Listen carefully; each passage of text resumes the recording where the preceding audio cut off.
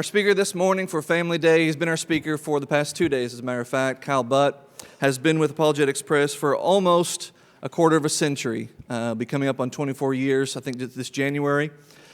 He has been there with, if you don't know, it's the Brotherhood's, I would argue the world's leading group for the study and the defense of apologetics. Apologies is not saying I'm sorry, it is defending that which is truth. Kyle Butt is one of many great men who work at that institution, men and women who work at the institution, who specialize in sharpening God's sword and fighting the fight for what is true. And we have had, this will be his sixth and final time to speak to us over this weekend, and we haven't even scratched the surface of all that could be said. We're going to have you back in 5, 6, 7 years. I'd have him back and talk about something else that relates to the field. But it's been a joy, it's been a privilege and a blessing. Everyone who's been here, even just some of the times, certainly will attest to that. I'm thankful for Kyle and for the good work that he has done and the many years of service and study he's put into this field. God willing, it won't be necessary in the future that we'll have to defend the truth. But as Paul says, the world keeps seeming to wax worse and worse. And so as long as it does, I hope, God willing, that Kyle will be here for another generation defending the truth. But we're thankful we have him here to do so this morning. Kyle, come preach to us, please.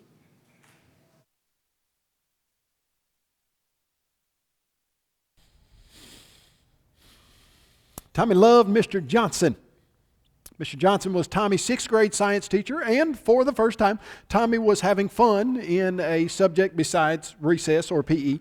He was getting to learn about nature, some exciting things that were happening, and Mr. Johnson was one of those teachers that he was young. He was about 28. He had a freshly minted master's degree from a local, pretty high-profile college, and he drove a red convertible sports car. He had a coolness about him that the kids just really liked, and he was one of those guys that felt like you needed to make your subject interesting, and that's what he did. He made his science interesting, but every now and then, Tommy heard some things that he knew he wasn't hearing at home. He would hear Mr. Johnson say something like, "Class, isn't it amazing how this beetle evolved the ability to fly?"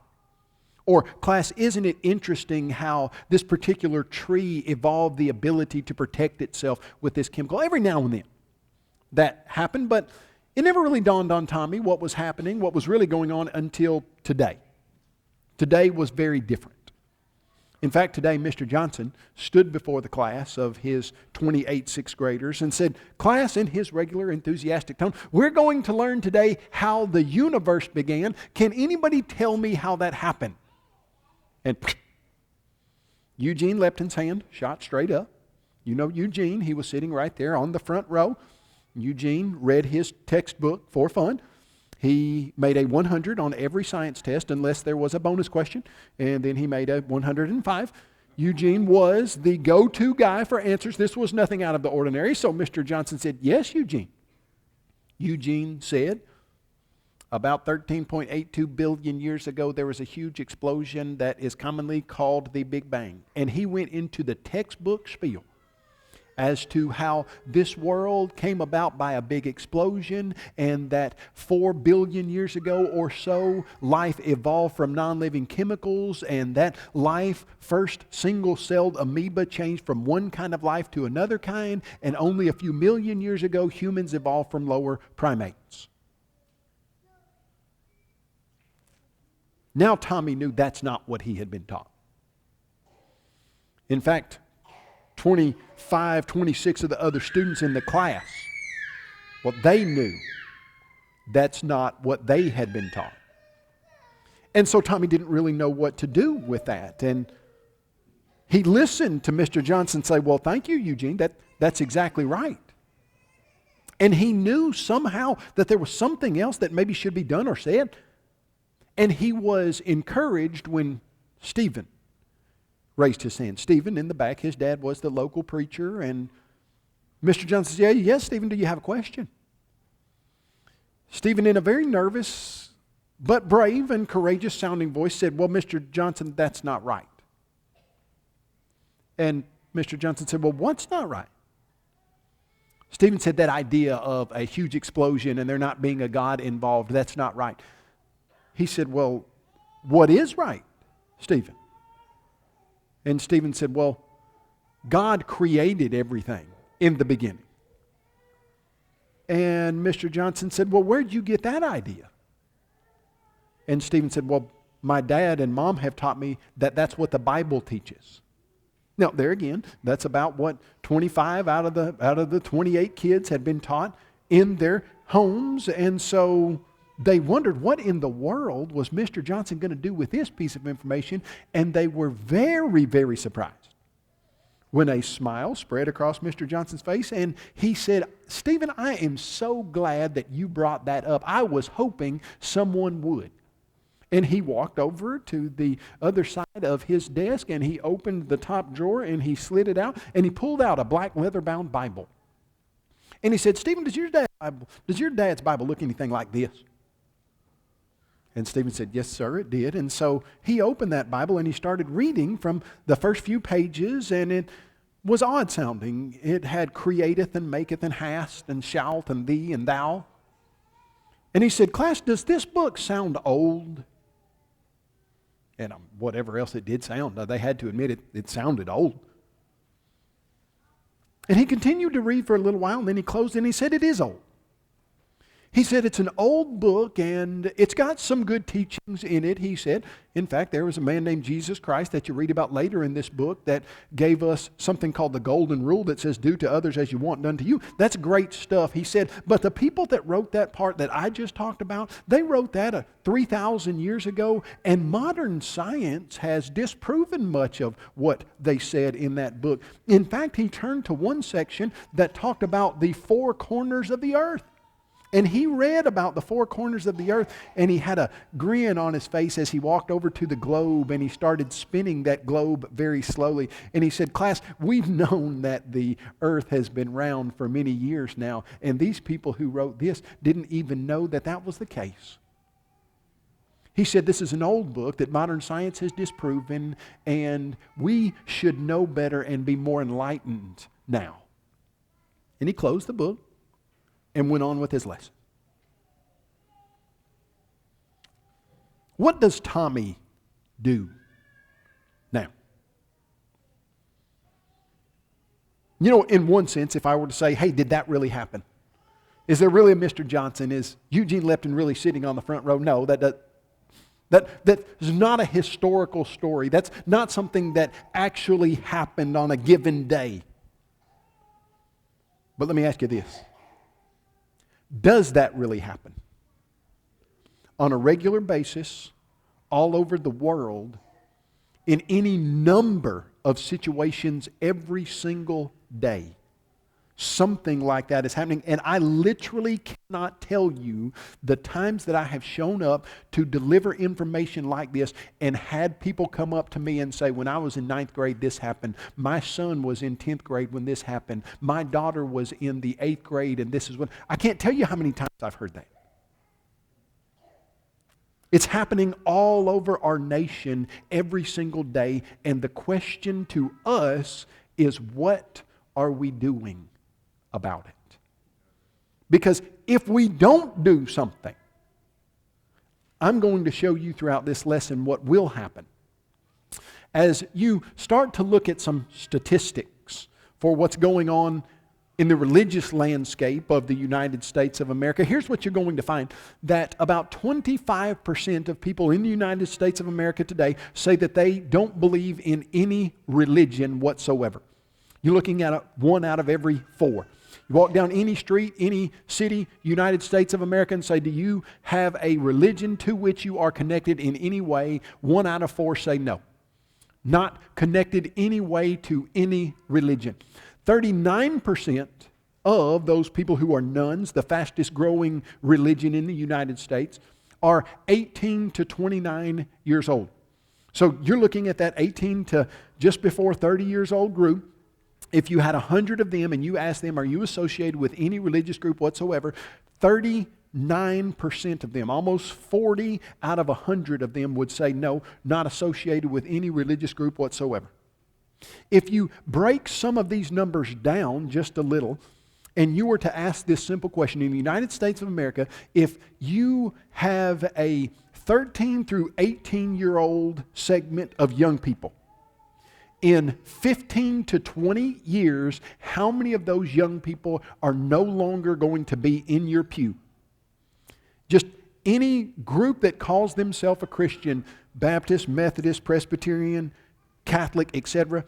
At the present, any group that calls themselves Christians from 13 to 18 years old, in 10 to 15 years, they're going to have lost, listen to me, 6 out of 10 young people from 13 to 18 years old. 60% of the young people in their pew today in 15 years will not be there. Now, that's a high percentage. In the Lord's church, in churches of Christ, if you ask that same question of that same demographic, we're not losing as many. We're losing about 40%. About 4 out of 10 young people that are sitting in your pew right now, if this congregation is average across the United States of America, in 10 to 15 years, they will no longer be members of the Lord's church.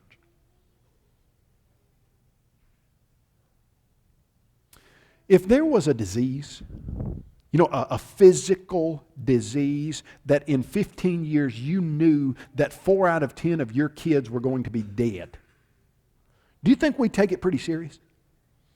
With COVID, we took things pretty serious, didn't we? And the percentage of people who got COVID and died with it was less than 1%.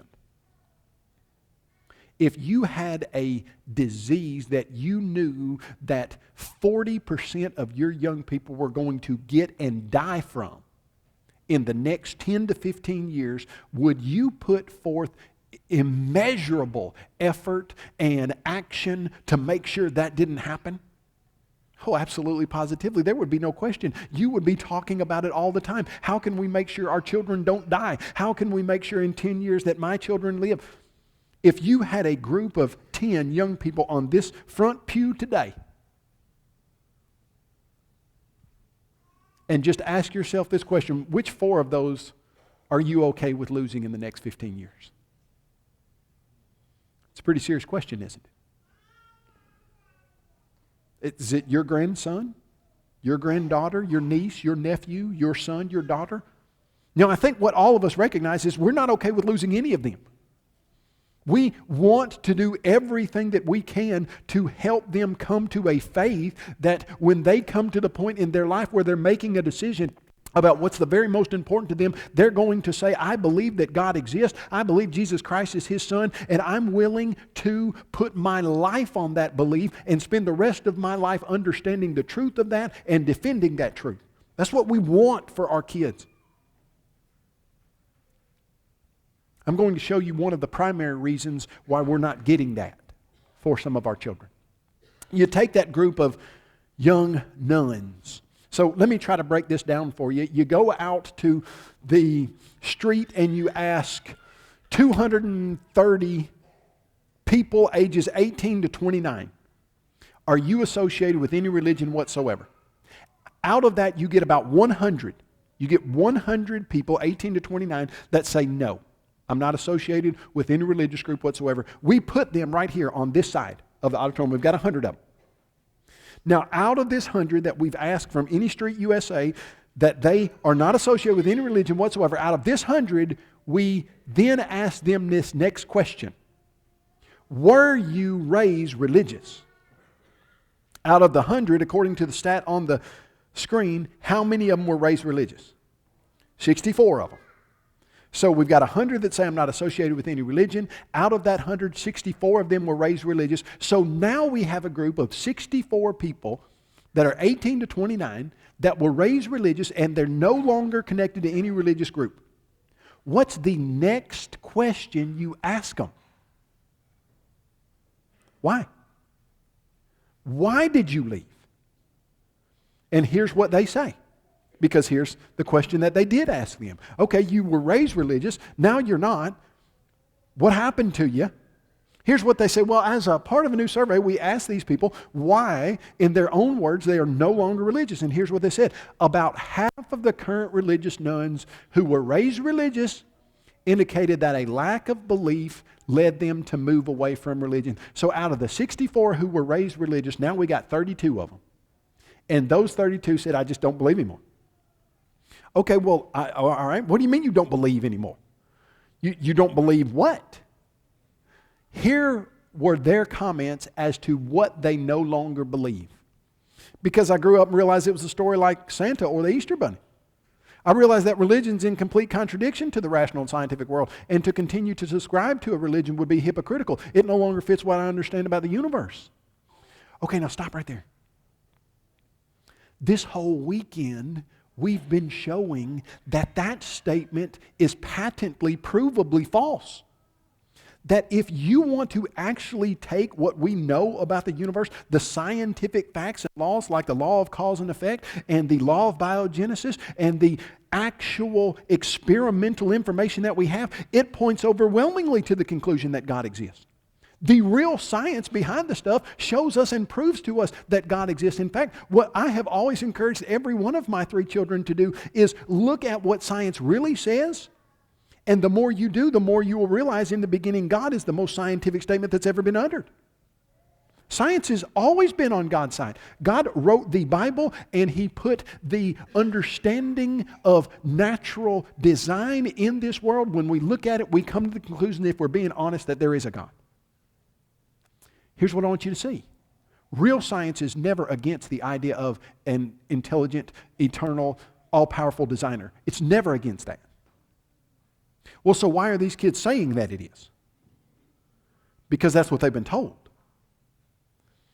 From 80% of the professors in universities across the United States of America who are atheists, and that's the percentage at the present, 8 out of 10, they're being told that modern science disproves the Bible, that a scientific understanding would never lead you to believe in a God, that an enlightened, evidence-based understanding, that's what they're being told. That's false.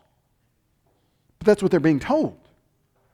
And so then they regurgitate this and they say, well, because the science proves that that's not true. Well, the science doesn't, but they haven't gotten to see the real science like we have this weekend and like we try to show from Apologetics Press. Now, here's the question, though. Why haven't they? Why haven't many of our young people gotten to see that science overwhelmingly points to the fact that God exists? Next question, have you showed them? Because if you haven't, who is? Their science teachers at school or not? Their professors at universities or not?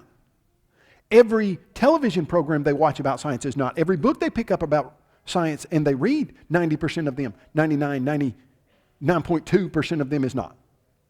Where would they get the idea that science overwhelmingly points to God? That's the real question. As you continue to listen to what they said, learning about evolution when I went away to college, lack of any sort of scientific or science evidence of a creator, I just realized somewhere along the line, I just didn't really believe it. The reason that this is the input that is going into our young people, I believe is this, is because we have not recognized the importance of showing our young people that real science is in favor and always will be of an intelligent designer. And so they're getting this false information from other places. Here are a few quotes from some people who were religious, believers in God, and have left. Listen to this. I wasn't reading anything in particular, but just at school, I've always been very smart. I've always been studious. But as I started to enjoy math and science more, I just realized the discrepancy between religion and science. I guess that was another shaking point. Obviously, the two can coexist fairly easily. People do it all the time. But for me, I was one of those more toward the science ends of things. Hey, guess what? I'm one of those more toward the science end of things. I love science. I love the idea of learning about spider silk that is 5 times stronger than steel and 40% stretchier than nylon and is one of the most powerful and versatile natural substances in the world. And as brilliant scientists have tried to do, they've tried to reverse engineer spider silk to make Kevlar-like vest and bulletproof vest and stuff, but they can't even do it. They've injected it in goat's milk and then milked the goats and tried to make it into some type of substance that we could use to weave things. But we have the chemical recipe for spider silk, but are not even intelligent enough to put it together and use it now. Now, what does that say about the designer of the universe who created and wrote the recipe for spider silk? That his intelligence is far superior to anything we've got. You talk about some awesome, fun stuff to learn about. Science is amazing. I'm all about the science end of things. But guess what? The science end of things doesn't point away from God. The atheistic, evolutionary, false interpretations on the science evidence points away from God. But for many, many years, we've allowed the atheistic evolutionary community to equate the two, and many of our kids think if they want to be scientific, then they can't be believers in God. You know, there's a guy who writes for us. His name is Mike Houtz. He's got a PhD from MIT in aeronautic engineering. He just received from NASA the highest medal of honor that NASA passes out for work that he's done on rockets for the last 25 years or so. If you want to talk about a person who absolutely loves, enjoys, makes a living on, and can talk science with you, he can do it all day long. And on our website, he has a series of writings about evolution being a false religion. And he points out that science is not opposed to God. Wrong evolutionary interpretations that are placed on what we know to be scientific fact, those are opposed to God. And they're not the same thing as science. Continue with me.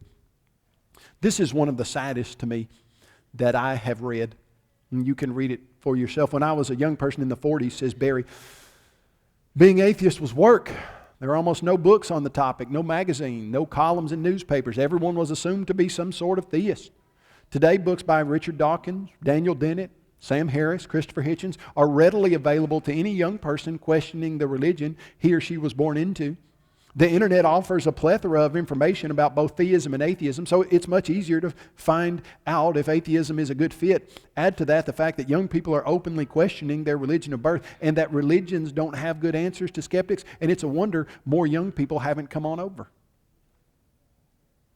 He was 80 years old when he made that quote. I've had it probably 5 years. I'm not sure he's still even alive, sadly. I hope that he changed his mind. But I want you to look at that last statement.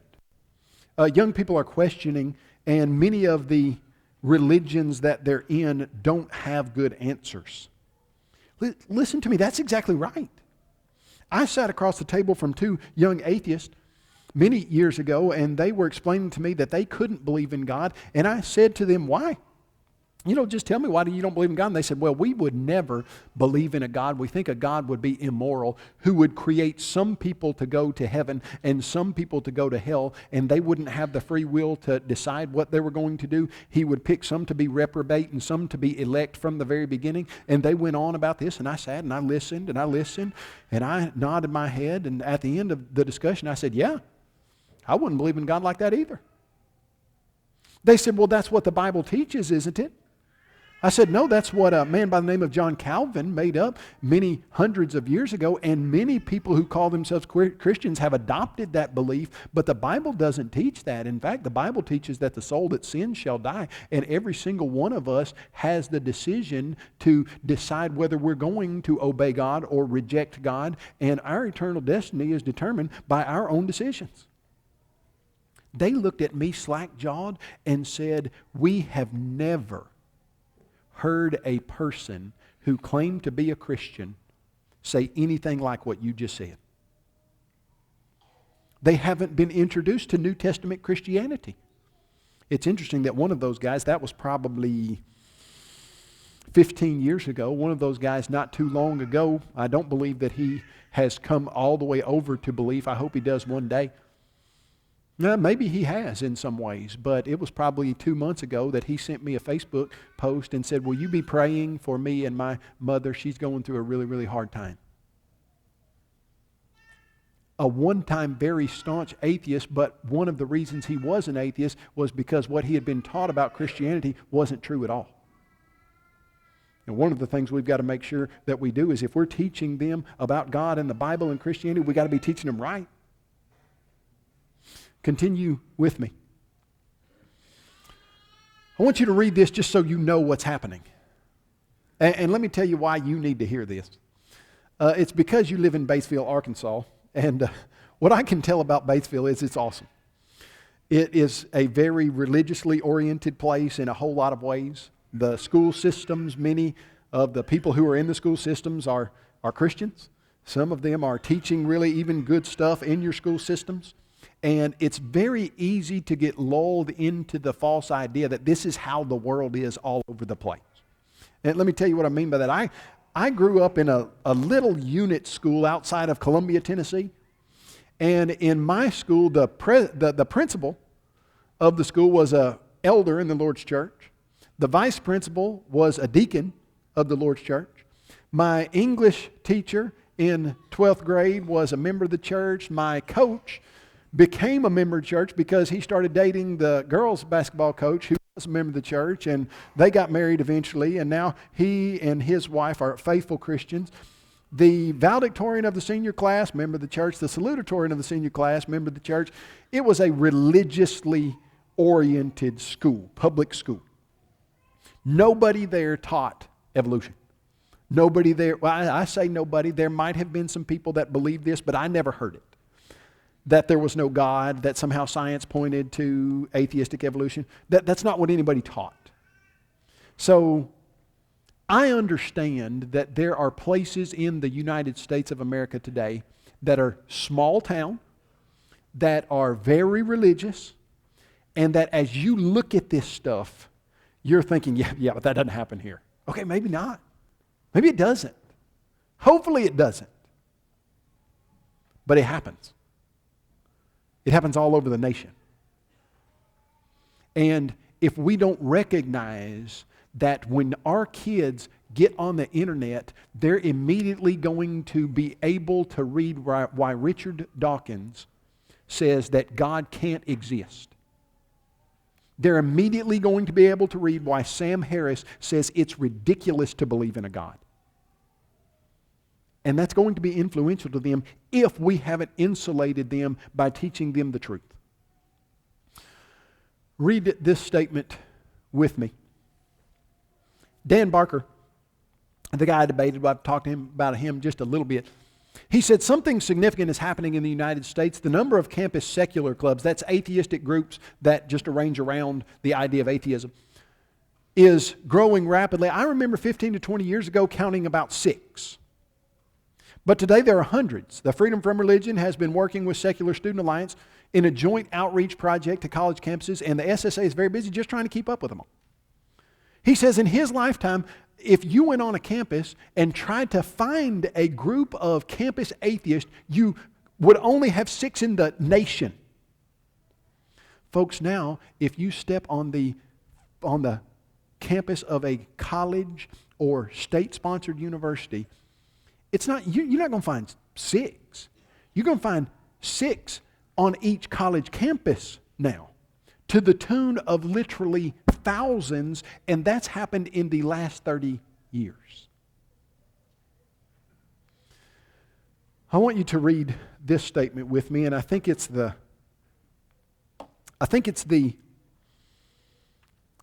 thrust, the crux of what we're dealing with here. I don't think any of us are trying not to teach our kids. Right. But listen to what KJ says. This is so scary. I'm battling this with my 15, almost 16-year-old right now. I should have started earlier, but things that affected me don't affect him, and vice versa. Dinosaurs were the beginning of our problems. I'm afraid of losing him to the world. Now, I want you to stop and ask this question. Have you ever, and especially if you're 30 years old and over, have you ever almost come to lose your faith over dinosaurs? It doesn't make sense to you, does it? Me either. I mean, the idea is somehow, okay, dinosaurs are the place at which well, what do you mean by that? We had a whole lesson on dinosaurs, and there's a very good reason why this happens with our young people, and we dealt with that, and we've got literature on that.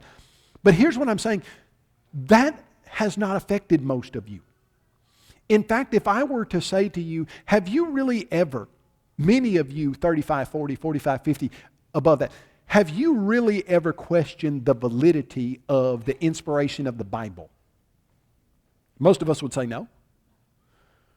Have you ever been challenged to think that science, if you're going to be a scientifically minded person, you cannot believe in a God?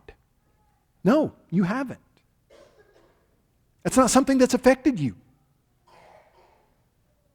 I grew up in the Lord's church. Have been a member of the Lord's church from the point at which I reached the age of accountability and understood I needed to become a Christian, was baptized into Christ for the forgiveness of my sins, and so excited about that forgiveness. I've been working in the Lord's church ever since. Many of you have been involved in the Lord's work. My dad and mom went to Bear Valley School of Preaching back in the late 70s, early 80s. I slept on the back class and slept in class on a pallet in the back, and basically my mom said I went through all the classes there at Bear Valley when I was a year and a half old. That's remarkable, isn't it? I just didn't take the test. That stuff hasn't affected me. Now, some people will say, well, Kyle, you're a Christian just because of the product, you're a product of your environment. Well, think about this. If somebody says when you're 2 years old or 3 years old or 4, 2 plus 2 equals 4, and you grow up learning that 2 plus 2 equals 4, and then you start to understand how to do math, and you take 2 apples and you add 2 more apples and you've got 4 apples. Was it true when you were 4 years old and you didn't really understand the mechanics of it that 2 plus 2 was 4? Sure. After you've tested and thought through it and figured it out, is it true at 14 when you figure out 2 plus 2 is 4? Sure. Just because you knew something was true earlier and it's still true now, that has nothing to do with the validity of the truth. And let me ask you this question. Are there lots of people who grew up in the same environment that I did that are no longer members of the church because they've chosen not to believe the truth now? Yeah. At some point, if you remained a faithful member of the Lord's family, it's because you've made a conscious decision to buy into the truth that you knew as a kid. But now here's what you and I both know. A lot of us haven't had to worry about the existence of God, the inspiration of the Bible, whatever. Have we struggled with other sins and other doubts of our faith and things like that? Yeah, absolutely, positively. But it hadn't been this stuff. You hadn't almost lost your faith over dinosaurs. Now let me tell you how that works. I grew up weed eating. I don't know about you guys. Don't know if you enjoy weed eating like I do. I'm actually, in a lot of ways, I'm a very high-level professional weed eater. And let me tell you why that's the case. When I was probably 14, my 2 brothers and I started Clean Cut Yard Services, and we bought an 18-horsepower Craftsman riding mower. And we had about 5 yards, and one of them was a big yard that we were getting paid $75 for, and we put it on 90 days, same as cash, and we were going to have a lawn mowing business. Now, when you have 2 older brothers that both have driver's licenses and you buy a new 18-horsepower mower, who gets to drive the mower? Who doesn't get to drive the mower is the question. Yeah, that's right. The 14-year-old. They handed me a yellow bent shaft McCulloch weed eater and said, here, this is your job for the summer. I literally burned the head off of, I think, 3 of those the first summer. That's how much weed eating we did. They were on a very thin metal shaft, and it would literally melt at the end, and the head would fall off. And so we'd go buy, but they were only $62 at the time, so we'd just go buy another one, and boom, weed it. I have been weed eating since I was 13. I don't know, it might be twisted, sick, something in my personality, but I love to weed eat. Like if you get a field of kind of high, thick grass, and you've got now, I got a hold of, when I got to take over the business myself, and I bought the greatest weed eater ever invented, the Shindawa. That thing you had to have a helicopter license to operate. I mean, it would take off with you. You didn't want to touch a tree because, it cut it down. I, in high school, had a shop teacher that gave us formal education in weed eating. Literally told us which direction you needed to move to make sure the grass didn't get on you, showed us how to break down the entire engine of a weed eater. Formal education. I was so much bragging about my weed eating, and a lot of this is kind of tongue-in-cheek, but I told my kids, you know what, I believe I could weed eat our yard in a suit and not get grass on me. Well, we were selling one of our houses, not that we had, we were selling our house and moving somewhere else, and the person was going to be coming on that Sunday afternoon to look at it. And I was in something like this, and my oldest son, Drew, said, hey, Dad, you said you could not get any grass on you in a suit. Let's see it. I said, okay, fine. So took my coat off, left my suit clothes on, and weed-eated my yard. Here's what I learned. A couple things. Number one, it takes twice as long if you're going to be careful. It takes a much longer time. Number two, wind is a factor. That's what I learned. That was my second lesson that I learned. I knew which way to shoot the stuff, but if the wind was blowing back the wrong way, I had to, kind of factor that. But at the end of the day, after we did it for about an hour and a half, I thought, actually, I feel like I've accomplished. I hardly had any grass on me at all. Weed eated my whole yard in my suit. Thought, okay, all right. Now here's what was interesting. At about 15 years old, I remember asking my son to weed eat. And he did not know how. Okay, we lived on a place that had 3 acres, and I went out and bought a 25 horsepower John Deere 0-turn mower that I put my oldest son on at 12 years old. And I said, hey, I want you to mow our yard. Didn't have trees. It was very wide open, and so he couldn't mess it up at all. And so he would get out there. Now, this mower was a little faster than most mowers. I checked it out. Most Husqvarnas and stuff went about 4 miles an hour. This one would go 6.4 miles an hour, which for a mower is impressive.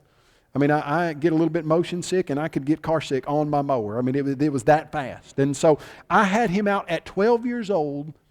He was one day after mowing the yard, he came in and said, Dad, that mower can really drift. You know what drifting is? Okay, drifting is where the mower does not turn. It's where you're going as fast as you can go at the very end, and then you slam the 2 little driving mechanisms the opposite way so the back end spins around. It's terrible for your grass. Don't encourage it in your children. But it's effective to get you going the other way. If you had put me on a 0-turn 25 horsepower mower at 12 years old, I would have done so much damage to the yard that I was mowing, I would have spent the rest of the summer paying it back. My son at 12 is drifting on my yard. But at 15, he can't weed eat. Why? Because from the time he was 12 to 15, I let him do all the mowing, I did the weed eating. I put the weed eater down and said, Drew, can you even start this thing? I never even told him how to start it. It's not hard to start.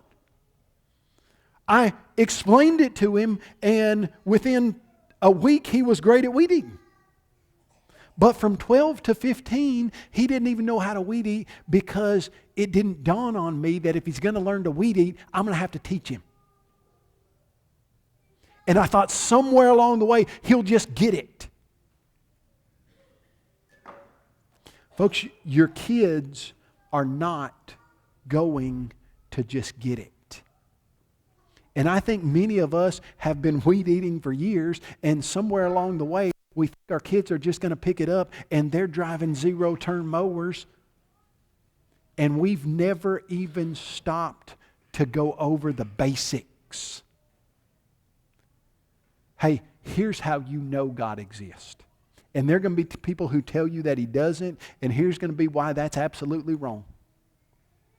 And here's how you know the Bible's God's Word. And there are going to be people who tell you you're stupid and silly and dumb for believing in the inspiration of the Bible, but it's a fact and it's proven by evidence, and here's what you can know about it. And here's why you know Christianity is the one true religion of the one true Creator. And we grew up just having it. And listen, if your kids are going to get it, it has to come from you. And if it's not coming from you, they're not getting it. And so the question is, what are you doing to make sure they get it? Listen to this statement, and you tell me how serious this is. Dan Barker, with his idea of atheism evangelism, says, if we can divert just one young mind from going into the ministry or wasting time and money on religion, we've made the world a better place. Now, nothing could be further from the truth. You have not made the world a better place when you rip them away from their Creator. You have destroyed a soul. You have separated a soul from its God. You have made the world a spiritual, more depraved place. You have added negativity and all kinds of horrible things to that kid's life if they don't change, and to the world. That's false. But listen to me. What does this statement tell you? There's something they're trying to do. What are they trying to do? Divert one young mind from their Creator. And folks, when I say they're trying to, they are spending millions and millions of dollars and thousands of man hours, and their singular goal is to find one kid that hadn't been taught right. To find one kid that's education and teaching on this subject is so weak that they can penetrate that very weak education and say, oh, your parents didn't teach you this? Well, let me show you. Now you read this statement and ask yourself this one question. What should be our intention? If we could just keep one more child in the protected fold of truth and reason, if we could just help one kid at our congregation, one, come to know her God better. I was at a congregation speaking on a Wednesday night. A guy came up to me. I'm going to say he was 26 years old. He was sitting his little kid in his baby seat on the third row, right there, behind Walter right there, at this congregation where I was. He came up to me, shook my hand, and said, man, I just want to thank you. His wife was sitting right there, young, newly married, had a brand new child. He said, just want to thank you guys at AP because I was 15 years old and I was buying into the atheistic evolutionary science. I was always smart and I was buying into it, and I was literally losing my faith. He said, but somehow I got in touch with you guys' materials and it saved my faith. And that young man was a faithful Christian on a Wednesday night worshiping with his wife and his child that he was bringing up in the nurture and admonition of the Lord.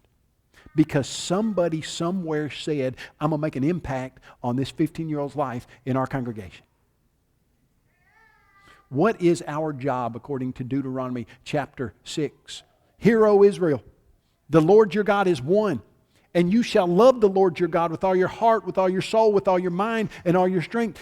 And these things that I have taught you, that you have heard to this day, you shall teach them diligently to your children when you lie down, when you rise up, when you walk on the way,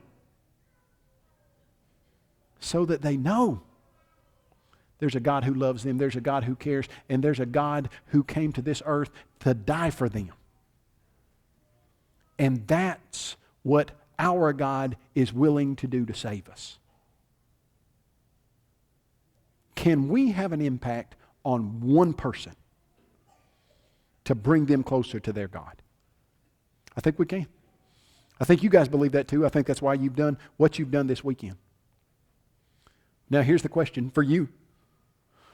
You can't have that impact if you have not connected to your Creator in the way that you should.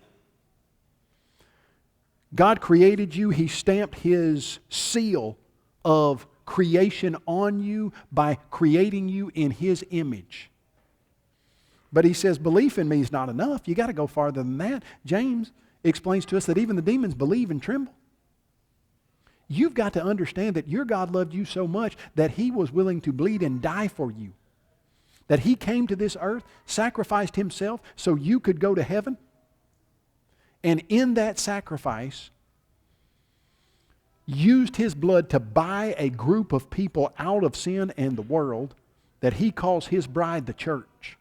That many of you right now are members of here this morning, a congregation of the Lord's church. But if you have not repented of your sins, recognizing the sacrifice of your God, all that God's done to show you His existence and creation has been wasted on you. Will you do what you were created to do to bring glory to your God by humbly saying, I recognize who you are. I recognize what I am. I need your forgiveness, and I'm sorry for my sin. Please, Jesus Christ, save me from my sin, and humbly submit to be baptized into Christ for the forgiveness of those sins.